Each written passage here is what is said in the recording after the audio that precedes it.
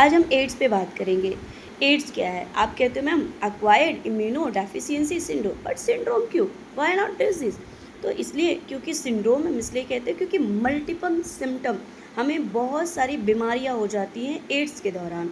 बहुत सारे microbe, for example bacteria, fungus, ये सारी चीज़ों की एंट्री हो जाती है ईजिली हमारी बॉडी में, क्योंकि हमारा इम्यून सप्रेस हो जाता है, हमारे immune numbers of lymphocytes decrease हो जाते हैं।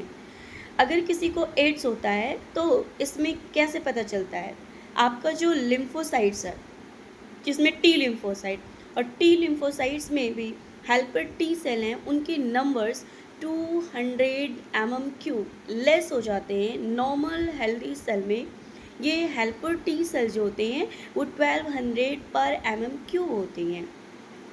नंबर घटने का सबसे बड़ा रीज़न ये होता है कि जब रेट्रोवायरस मतलब ऐसा वायरस जिसके अंदर as a genetic material RNA है, उसे हम रेट्रोवायरस कहते हैं। ये रेट्रोवायरस क्या है? जब एंटर करते हैं, सेल्स के अंदर एंटर करते हैं, अब इस रेट्रोवायरस को हम कहते हैं HIV, ह्यूमन इम्यूनो डेफिशिएंसी, है ना, वायरस। जब हम ह्यूमन इम्यूनो डेफिशिएंसी वायरस की बात करते हैं HIV, तो वो वायरस एक्चुअली रेट्रोवायरस है। रेट्रोवायरस बॉडी के अंदर एंटर तब करता है जहाँ पे CD4 रिसेप्टर्स हो, यानी CD4 रिसेप्टर ग्लाइकोप्रोटीन 120 जो कि HIV वायरस के सरफेस पे प्रेजेंट होता है एज अ ग्लाइकोप्रोटीन फॉर्म में, तो ये इनसे बाइंड करते हैं, फिर इन्फेक्शन कॉज हो जाता है। तो एड्स के सिम्टम आने में 5 to 10 ईयर लग जाते हैं। और सिम्टम जो आते हैं वो वेट लॉस के सिम्टम आते हैं, ऑल टाइम फीवर आते हैं, नॉर्मल टेम्परेचर से हाई फीवर होते हैं।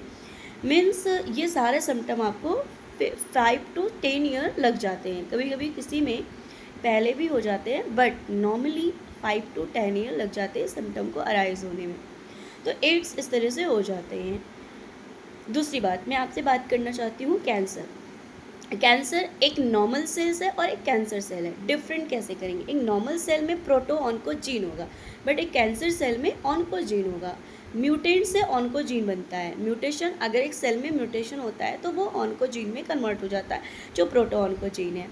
अब प्रोटो ऑन्कोजीन अगर नॉर्मल सेल में है तो उसका काम क्या होगा?